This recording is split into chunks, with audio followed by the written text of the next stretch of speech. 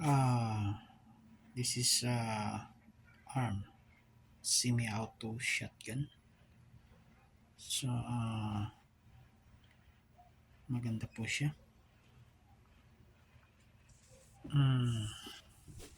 Meron pang laser sight. Yan po. Tsaka long distance.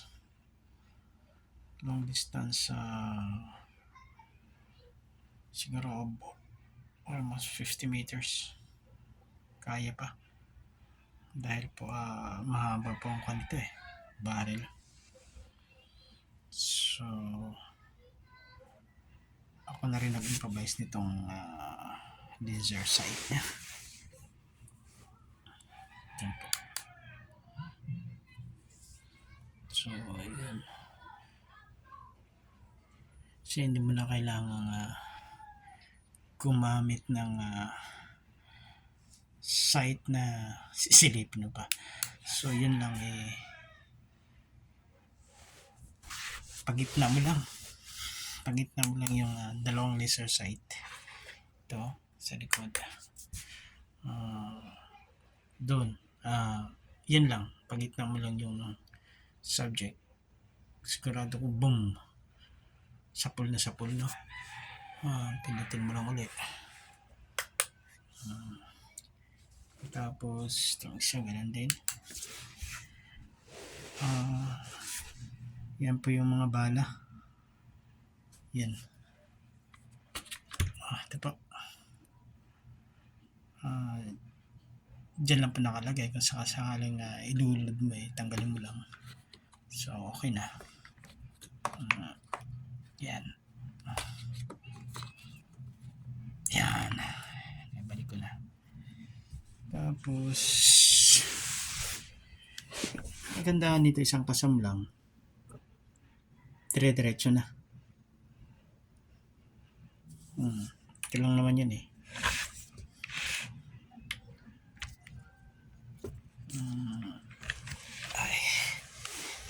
ganyan. Ito lang naman yan. Kuhaan mo lang itong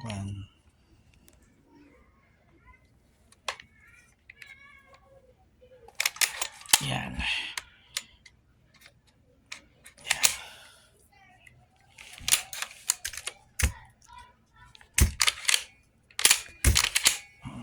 Okay na yan. So, pasok na yung bala doon. Tapos, kalabitin mo lang. Yan, tumbog na. Tapos, ito yung kanyang lock. Yan po. Yung lock niya. So, tapos mong ikasa.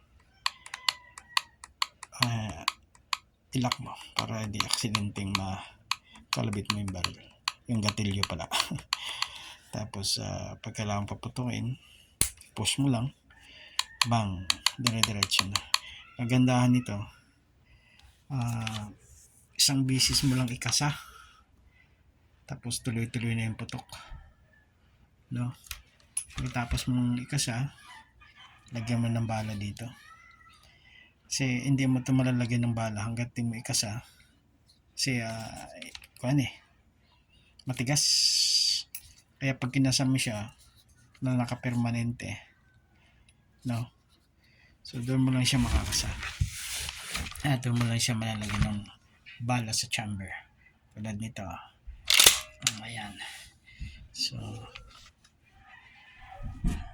yan. So, yan. Lagyan mo ng isang bala sa loob. Pagkatapos mong lagyan, saka mo siya lagyan dito. Saka mo na maibaba ito. Tignan nyo. No? Pag nakalagay na, ibalik nyo na. Ito lang yun. Yan. Okay. Nung naibalik na, saka mo na siya lagyan ng bala. Ayan. Yan o. Ayan. Diba? Tapos, mga kwanto.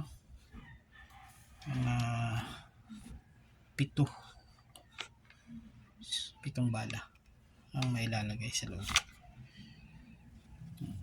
Pindutin mo ulit.